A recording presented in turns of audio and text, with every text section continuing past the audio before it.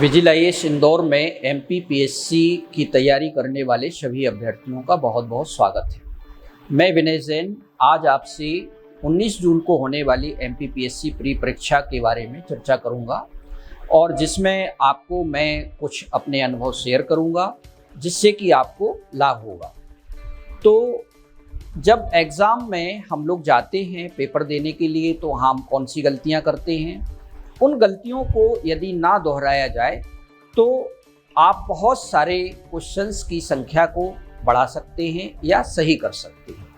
तो इसी पर आज हमारी ये चर्चा आपके साथ होगी। सबसे पहले अभ्यर्थियों को ये ध्यान रखना है कि ये पूरा जो एग्ज़ाम होता है आप इसमें 2 पेपर होते हैं 120 मिनट के। तो कई बार ऐसा होता है जीएस पेपर 1 में लोग क्या करते हैं कि 120 मिनट के पेपर को 30-40 मिनट में ही सॉल्व कर देते हैं। यहाँ पर अभ्यर्थी सबसे बड़ी गलती जल्दबाजी की करते हैं, ये गलती उन्हें नहीं करनी चाहिए। दूसरी बात मैं आपको ये कहना चाहता हूँ कि एग्ज़ाम 19 जून को है, उसके पहले आप कुछ पेपर्स का अभ्यास कर लें, प्रैक्टिस कर लें और प्रैक्टिस के दौरान आप उसमें कोशिश ये करें कि जो क्वेश्चंस आपसे पूछे जा रहे हैं ख़ास तौर से 2020 में उन पेपर्स के अंदर जो क्वेश्चंस हैं उनकी आप कैटेगरी बना लें। कैटेगरी का मतलब क्या है, जैसे कुछ क्वेश्चंस आपको सीधे सीधे मिलेंगे तो उनको हम सिंपल कैटेगरी वाले क्वेश्चंस कहेंगे। जैसे उदाहरण के तौर पर यदि मैं आपसे कहूं कि मध्य प्रदेश का पन्ना जिला किस खनिज के लिए प्रसिद्ध है, ये बहुत सिंपल और आसान प्रश्न है। तो पहले कैटेगरी में वो प्रश्न आ जाते हैं जो बहुत आसान है। ऐसे प्रश्नों को आप सारे पेपर्स के अंदर देखें और उन क्वेश्चंस को आप जल्दी से टिक लगा के और उसके गोले भर लें। दूसरी बात मैं आपको ये कहना चाहता हूँ, अब ऐसे प्रश्न जो आपको आते हैं लेकिन आप उसमें तय नहीं कर पा रहे हैं, आपके पास 2 विकल्प हैं क्वेश्चन सीधे लेकिन आपको बी भी सही लग रहा है और सी भी सही लग रहा है, ऐसे प्रश्नों में आपको जो पहली बार याद आ रहा है ना, कि आपको लगता है कि इसका बी ही सही है, बार बार आपका दिमाग रिकॉल कर रहा है, तो आप उसको 101% बी ही सही मान करके आगे बढ़ जाएं। यदि आपने उस पर ज़्यादा पुनर्विचार किया, ज़्यादा आपने उस पर रिव्यू किया तो आपका ये प्रश्न 101% गलत हो जाएगा। तीसरी बात मैं आपको ये कहना चाहता हूँ, कुछ क्वेश्चंस ऐसे होते हैं जो कथन कारण पर आधारित। उन प्रश्नों में आपको ये करना चाहिए कि जो कथन कारण वाले क्वेश्चन होते हैं सबसे पहले तो तथ्यात्मक तो होते ही हैं, साथ में उसमें लॉजिक भी आपका काम करता है। तो अगर आप ऐसे प्रश्नों का परीक्षा के पहले अभ्यास कर लेते हैं तो आपसे वो प्रश्न आसानी से बन जाएंगे। आपने देखा होगा 2020 में कथन कारण वाले क्वेश्चन भी आपसे पूछे गए हैं। ये क्वेश्चन की तीसरी कैटेगरी है। चौथी कैटेगरी में वो क्वेश्चन आते हैं जो सुमेल करने वाले होते हैं।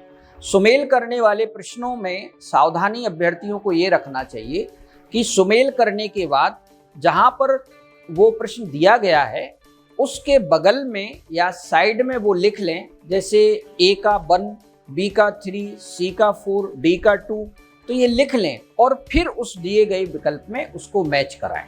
क्योंकि जल्दबाजी में कभी क्या होता है, एक भी इधर उधर हो जाता है तो आपका आंसर गड़बड़ हो सकता है। तीसरी कैटेगरी में सुमेल करने वाले प्रश्नों में आपको यहाँ पे सावधानी रखना है। चौथी कैटेगरी में वो प्रश्न आते हैं जो कि कोड वाले होते हैं। कोड वाले जो प्रश्न होते हैं उसमें आपका जो ज्ञान है उसको थोड़ा सा गहराई से टटोलने की कोशिश की जाती है, क्योंकि उसमें 4-5 फैक्ट होते हैं जिसमें से आपको सही फैक्ट चुनने रहते हैं। एक चुनौतीपूर्ण प्रश्न होता है, लेकिन हमारा आपको यही कहना है कि अगर आपने उस विषय को ठीक से पढ़ा है, गहराई से पढ़ा है, तो आप सबसे पहले सही तथ्यों को अलग कर लें और फिर विकल्पों में देखें कि वो विकल्प कौन सा मैच कर रहा है, तो उस विकल्प को आप सही मान करके उस पर टिक लगाएं। तो इस प्रकार के प्रश्नों का भी आपको परीक्षा के पहले अभ्यास करना चाहिए। फिर आते हैं हम कि कुछ प्रश्न ऐसे होते हैं जो अपरिचित होते हैं, जिनको आपने कहीं पर पढ़ा ही नहीं है, जो आपको वहाँ पे याद नहीं आ रहा है, तो हम आपको ये कहना चाहेंगे कि ऐसे प्रश्नों में आपको एक रणनीति अपनाना चाहिए। आप चाहें तो उसमें सारे जो ऐसे प्रश्न हैं उसमें सभी में आप बीबी या सीसी या ए जो भी विकल्प आप उसमें आपको उस समय लग रहा है या डी, इन चार में से एक को चुन लें और सभी में एक जैसा लगा दें। तो इससे प्रोबेबिलिटी ये रहेगी कि अगर 10 क्वेश्चन ऐसे हैं तो 2 से 3 क्वेश्चन आपके सही हो सकते हैं। लेकिन आपने किसी में बी, किसी में सी, किसी में डी, किसी में ए लगाया तो एक संभावना ये भी हो सकती है कि आपके सारे प्रश्न गलत हो जाए। तो यहाँ पे मैंने 5 से 6 कैटेगरीज के क्वेश्चंस आपसे डिस्कस किए हैं, जिस पर आप थोड़ा सा प्रैक्टिस करेंगे तो उससे आपको एक एक्सपीरियंस होगा और उसका कहीं ना कहीं आपको फायदा होगा। तो ये बात हुई हमारे परीक्षा के ठीक पहले क्वेश्चंस के अभ्यास की। अब हम आपको ये कहना चाहते हैं, जो कि इस प्रीलिम्स एग्जाम में ये थंब रूल का काम करता है, वो ये है कि आपकी जो एमपीपीएससी प्रीलिम्स एग्जाम है ये पूरी तरह से मेमोरी बेस्ड एग्जाम है और आप देखेंगे इसमें कि 80 प्रश्न ऐसे होते हैं जो कि स्मरण शक्ति पर आधारित होते हैं। तो यहाँ हम आपको ये कहना चाहते हैं कि जो आपको एग्जाम हॉल में पहली बार याद आए क्वेश्चन, उसको आप 101% सही माने, उसको आप मिटाएं ना, उसको आप संशोधित ना करें, और आप ऐसा यदि करेंगे तो 100% ये संभावना हो जाती है कि आपका वो प्रश्न गलत हो सकता है। ऐसा इसलिए है क्योंकि देखिए हमारा दिमाग तो सही प्रोसेस कर रहा है, वो सही चीज़ आपको निकाल के बता रहा है, लेकिन हम उसको मानते नहीं हैं और ऐसा करने से क्या होता है, हमारा वो प्रश्न गलत हो जाता है और अभ्यर्थियों को इस पर थोड़ा अफसोस भी होता है कि ये तो मेरे को प्रश्न आता था, आता हुआ प्रश्न मैंने गलत कर दिया, यानी मैंने काट करके दूसरा विकल्प सही लगाया। अगर मैं यही विकल्प सही लगाता तो हो सकता था कि मेरा सिलेक्शन हो जाता। ये सब बातें आपको आपके साथ ना हो, इसलिए मैं आपसे इन सब चीज़ों से आपको सावधान कर रहा हूँ। अगली बात मैं आपको ये कहना चाहता हूँ कि आप A to Z पूरा पेपर कभी ना पढ़ें, है ना। कई अभ्यर्थी ऐसा करते हैं कि नंबर 1 क्वेश्चन से लेकर के नंबर 100 तक वो पूरा क्वेश्चन पढ़ ले।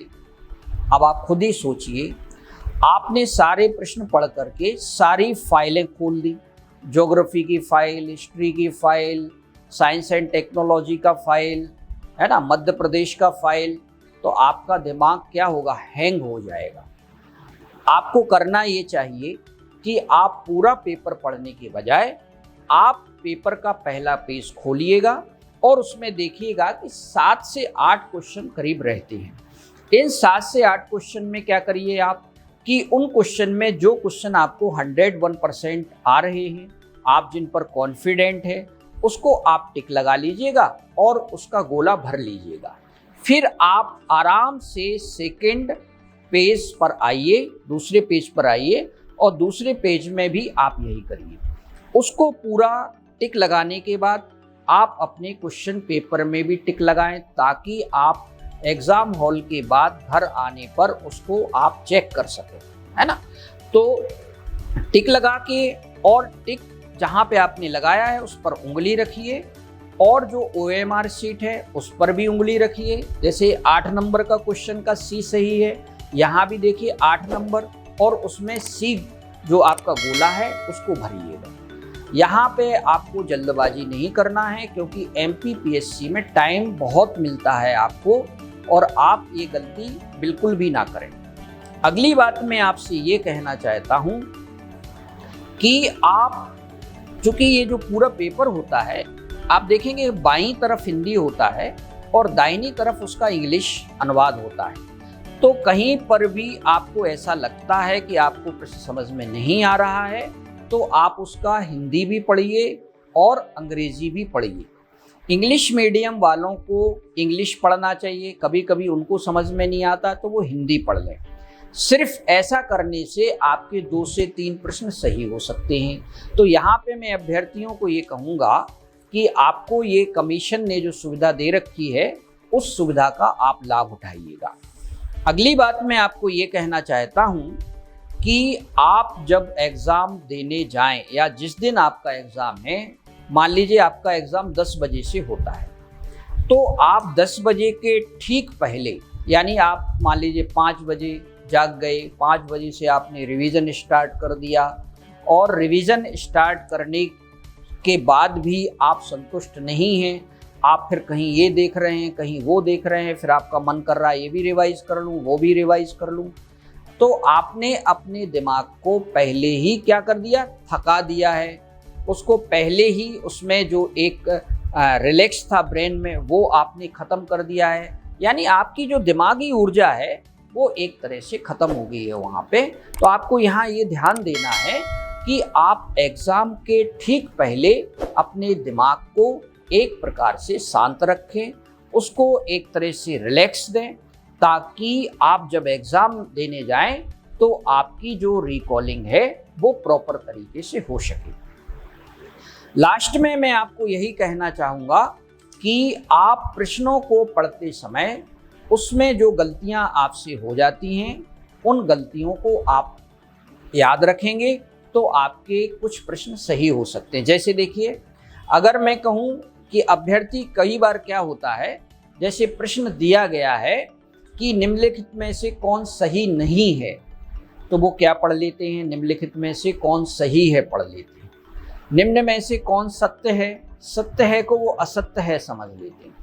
अवरोही दिया है तो उसको आरोही समझ लेते हैं, है ना। तो यहाँ पे हम अभ्यर्थियों को ये कहना चाहते हैं कि जहाँ पर ऐसे प्रश्न हों, उन प्रश्नों को आप अंडरलाइन कर लें और अंडरलाइन करने के बाद आप उसको ठीक से समझ लें और तब टिक लगाएं और तब आप गोला भरें, तो आपका ये प्रश्न गलत नहीं होगा। तो अभ्यर्थियों, आज मैंने आपसे एमपीपीएससी प्रीलिम्स में जो अभ्यर्थियों से मानवीय गलतियां होती हैं या अनुभव ना होने के कारण उनसे जो त्रुटियां हो जाती हैं, गलतियां हो जाती हैं, वो गलतियां ना हों, इसलिए हमने आज आपके साथ जो चर्चा की है उस चर्चा के बिंदुओं पर आप ध्यान दें, तो आपको निश्चित ही इस एग्ज़ाम में सफलता मिलेगी। इन्हीं शब्दों के साथ मैं अपनी बात को यहाँ समाप्त करता हूँ। धन्यवाद।